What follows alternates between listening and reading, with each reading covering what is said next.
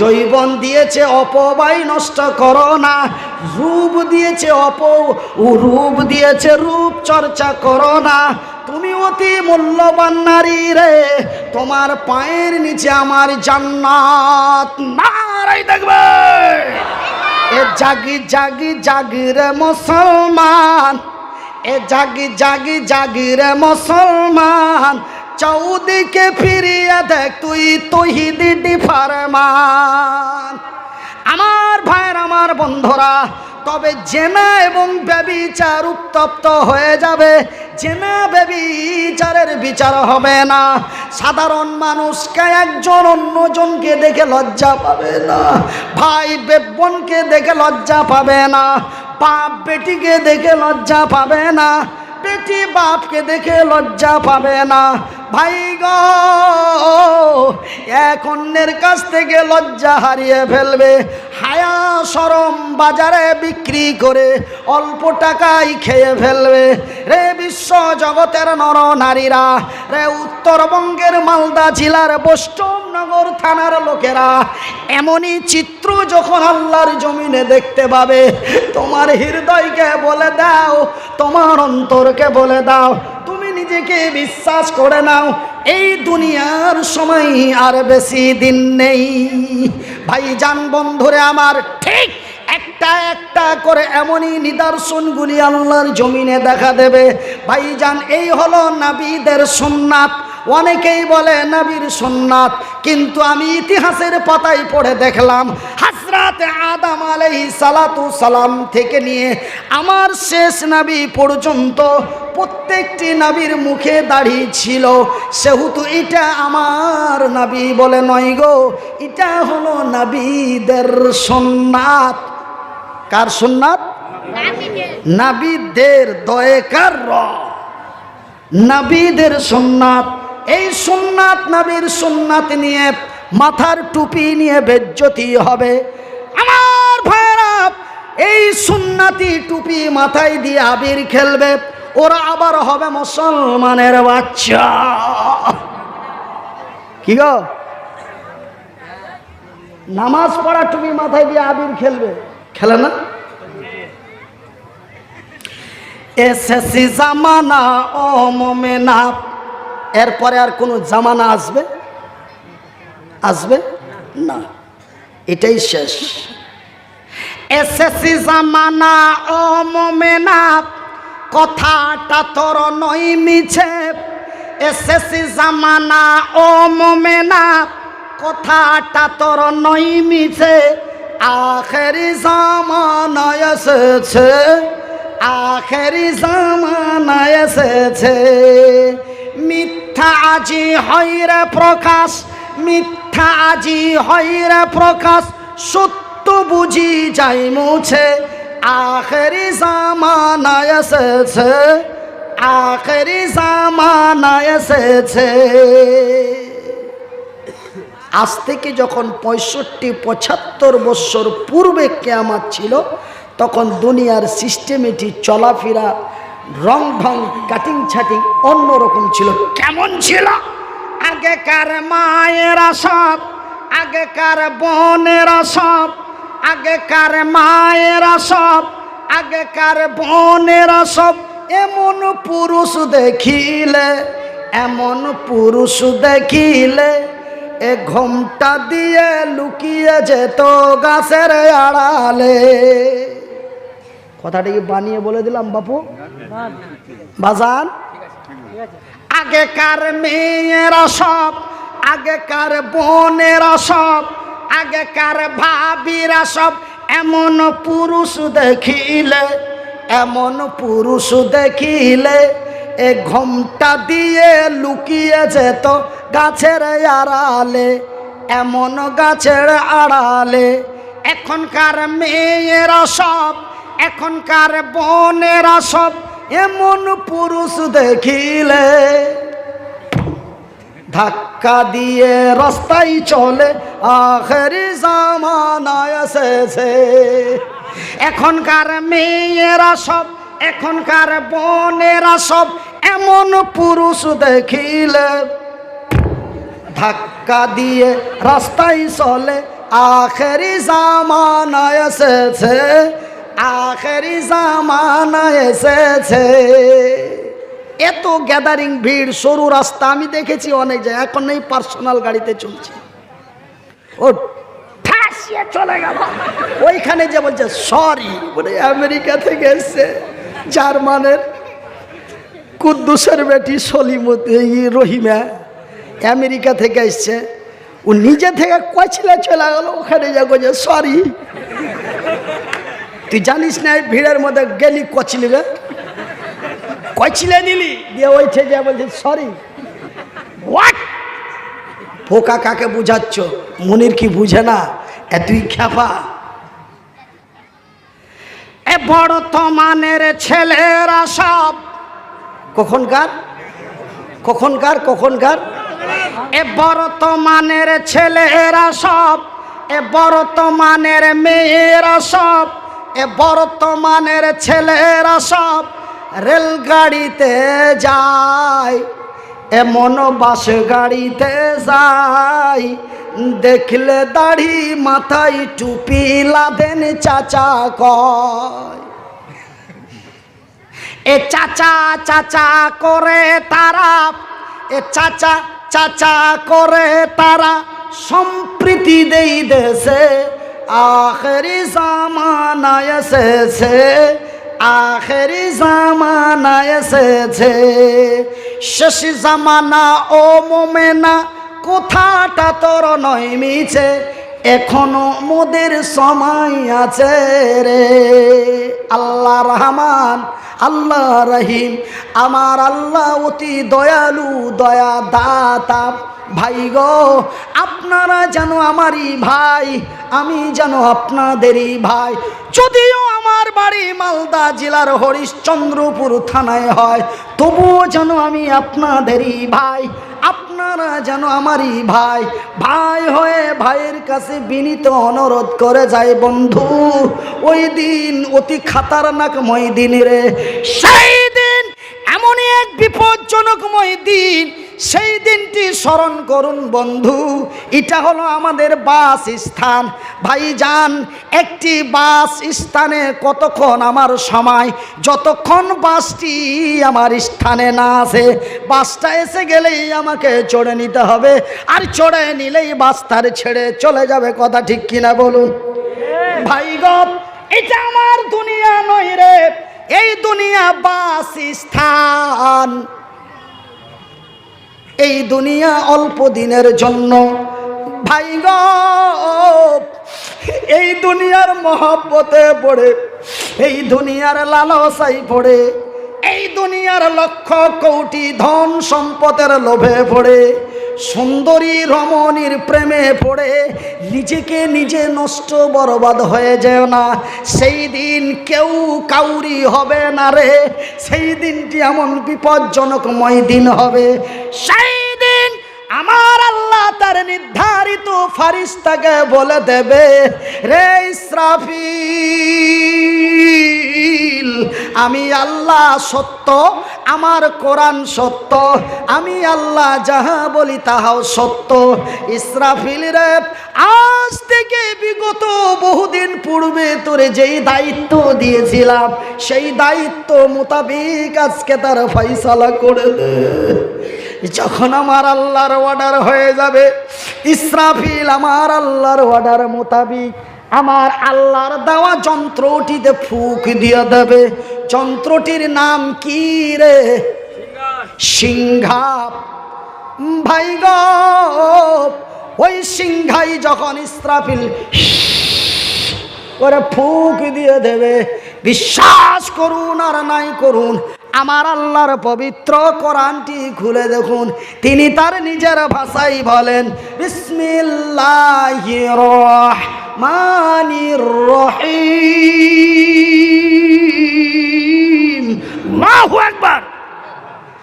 ইজা সামাউন ফাতারাত ওয়া ইদাল কাওয়াকিবুন তাশারাত ওয়া ইদাল বিহারু ফুজ্জিরাত।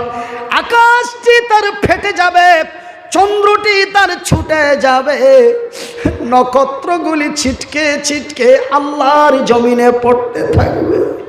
শুধু তাই নয় মারে, আমার নবী, আল্লাহর নবী, দয়ার নবী, বিশ্বের নবী, নবী মুহাম্মাদুর রাসূলুল্লাহ বলুন সাল্লাল্লাহু আলাইহি ওয়াসাল্লাম, আল্লাহর নবী, দয়ার নবী, বিশ্বের নবী বললেন, ওই দিনটি এমন এক মারাত্মক ভয়াবহ দিন হবে রে।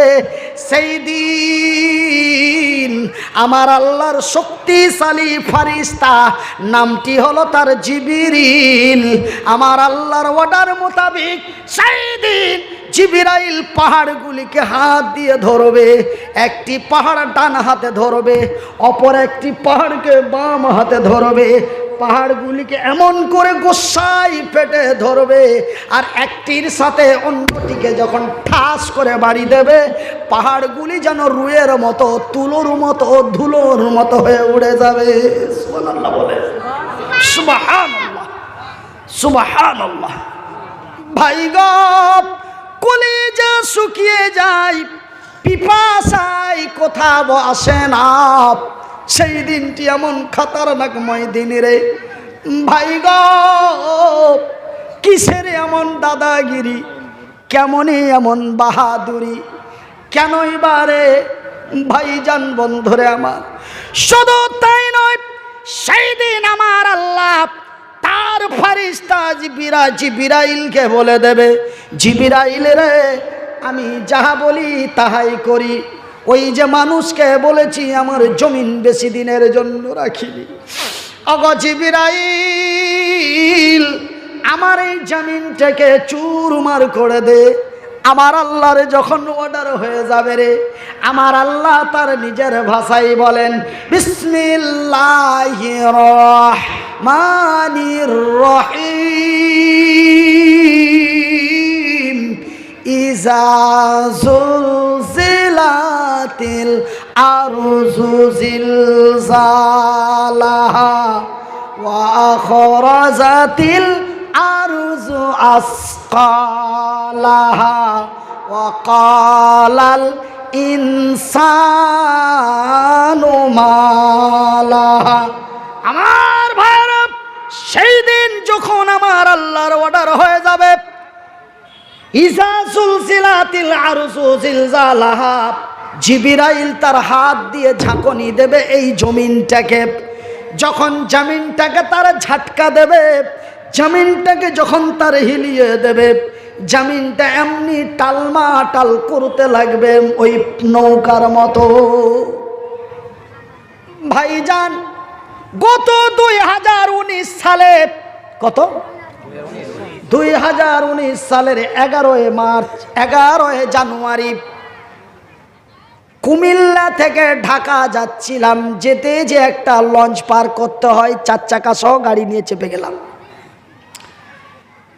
ভাইজান, সেই বাংলাদেশের যমুনা সেতু পার হয়ে যায়, নদীর মিডিল পয়েন্টে যখন লঞ্চটা গিয়েছে, উত্তর দক্ষিণ পূর্ব থেকে এমন এক বিশাল ঝোড়ো হাওয়া, নৌকাটা শুধু একবার আগে যায়, একবার উপরে উঠে, একবার ডানে মারে, একবার বামে ঝাঁকে দেয়। যাত্রীরা তখন হাসে না কাঁদে। ভাই গো, আমি বলি আল্লাহ আর সাল্লাহ, আমি মুসাফির। তোমার রাসূল বলেছেন, বুখারীর হাদিস, আমার আল্লাহ মুসাফিরের দোয়া কবুল করেন। ভারতের মাটি থেকে ইন্ডিয়ার মাটিতে এসেছি, বিবি বাল বাচ্চা ঘরে রেখে এসেছি। মাবুদ রে, তুই আমারে রক্ষা কর, এমন বেকায়দায় মারিও না। এই বলে আমি একে দোয়া করি, আর নৌকার মধ্যে বিভিন্ন জন বিভিন্ন রকম করে হইচই করে। আমি একটু লক্ষ্য করে দেখলাম, দেখি কোন বাটা কি বলে ডাক দেয়। কিছু কিছু মানুষের মুখ থেকে শব্দ পাওয়া যায়, মা গো। কিছু কিছু লোক বলে আল্লাহ, আবার কে বলো বাবা গো, আবার কে বলো ওরে ওরে ওরে ওরে। আমি এখানে কিন্তু ফল্ট খেয়ে গেলাম। বেটা বাবা ভক্ত, বাবা গো, বেটা মা ভক্ত, মা গো, আল্লাহ মানে আল্লাহওয়ালা, ই বেটা কোনওয়ালা? কে গো? আমি ভাবলাম বেটা নাস্তিক। আল্লাহ নাই, গড নাই, ঈশ্বর নাই, ভগবান নাই, এটা নাই সেটা নাই। মাটি থেকে যেমন গাছ বের হয়, বড় হলো, পাতা হলো, ফল হলো, পেকে গেল, ঝরে গেল, মরে গেল, চলে গেল, ঠিক এই মানুষ দুনিয়ায় এসেছি, বড় হব, জোয়ান হব, মজা নিব, খাইলাম দাইলাম, মজা নিলাম, মরে গেলাম, পচে গেলাম, সরে গেলাম, হাড্ডিগুলি মাটির সাথে মিশিয়ে গেল, গল্প শেষ। এইগুলো যত যত জাতি ধর্ম মতভেদ, এইগুলি সব হলো ব্যবসার ধান্দা। এই হলো নাস্তিকের বক্তব্য। এগুলো সব ধর্ম নিয়ে ধান্দা। আল্লাহ, গড, ঈশ্বর, ভগবান কিছুই নাই। ওরাই ডাক দেয় ও গো। আমার ভাইরা, সেই দিন নৌকার যাত্রীগুলি যেমন এমন করলো, আমার এই কথাটা মনে পড়ে গেল।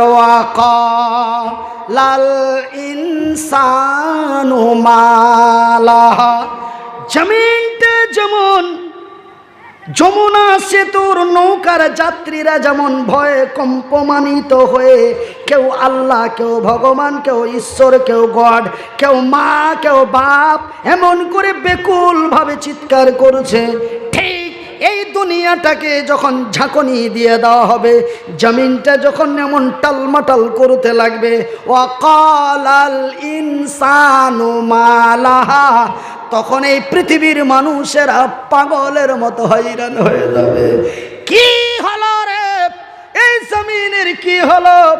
এই জমিনটি কেন এমন টালমাটাল করতে লাগলো? একজন অন্যজনকে বলবে আর পাগলের মতো দৌড়াবে। সেই দিন মানুষ খিদার জ্বালাই গাছের পাতাগুলি ছিঁড়ে ছিঁড়ে খাবে। রাত হয়ে যাবে, সকাল হবে না, সকাল হয়ে যাবে, রাত্রি লাগবে না।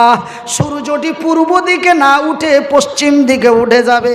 ভাইজান, কত কথা আপনাদের বলবো বন্ধু। দ্বিতীয় ঝাটকাটি যখন মেরে দেওয়া হবে, জমিনটা এমন ভাঙচুর চুরমার হয়ে যাবে ভাইজান, সেই দিনটি এমন ভয়াবহ দিন হয়ে যাবে। মা ভাই গো, আমার নবী, আল্লাহর নবী, দয়ার নবী, বিশ্বের নবীর মুখ থেকে পাওয়া যায়, নবীর ইতিহাসের মধ্যে পাওয়া যায়। সেই দিনটি এত ভয়াবহ দিন হবে মা, সেই দিনটি এমন খাতারনাকময় দিন হবে খালা।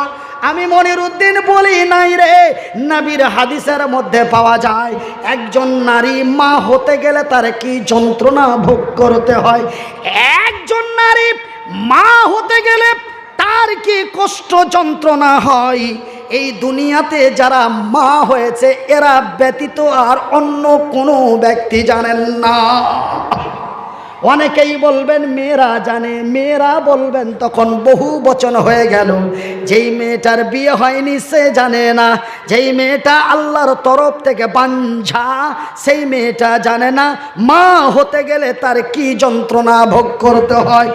মা হতে গেলে কি যন্ত্রণা ভোগ করতে হয়, এই আল্লাহর জমিনে যেই নারীটা মা হয়েছে অন্য মহি ওই মেয়ে ছাড়া অন্য কোনো মেয়ে জানে না।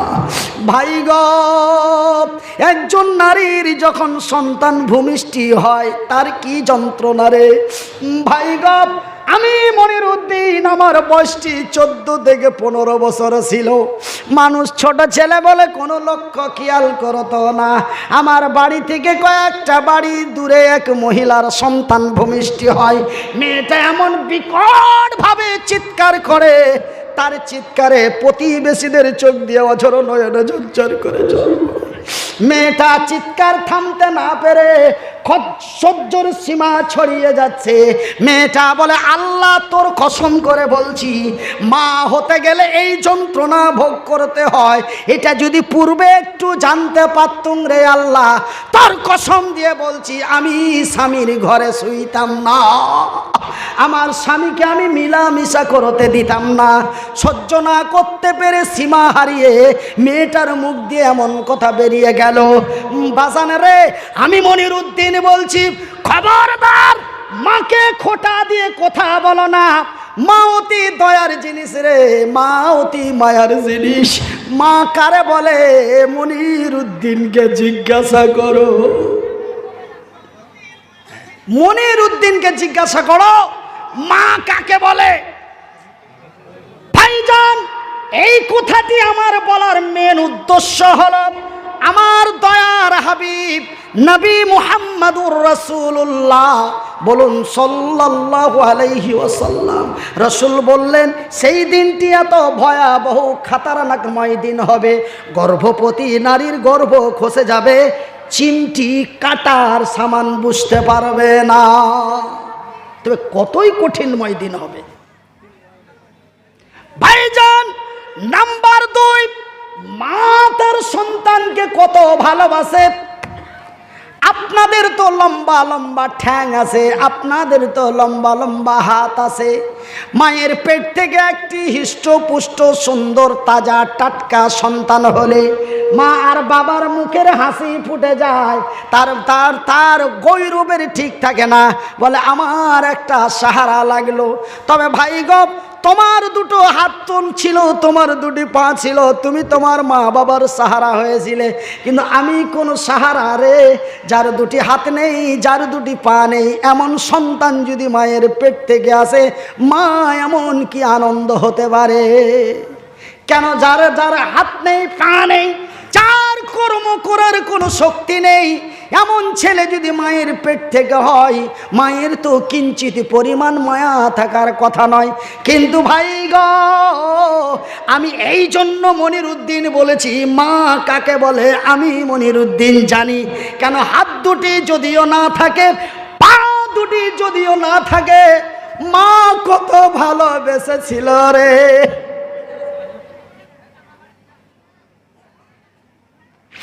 মা যেন ফেলে দিতে পারে নাই।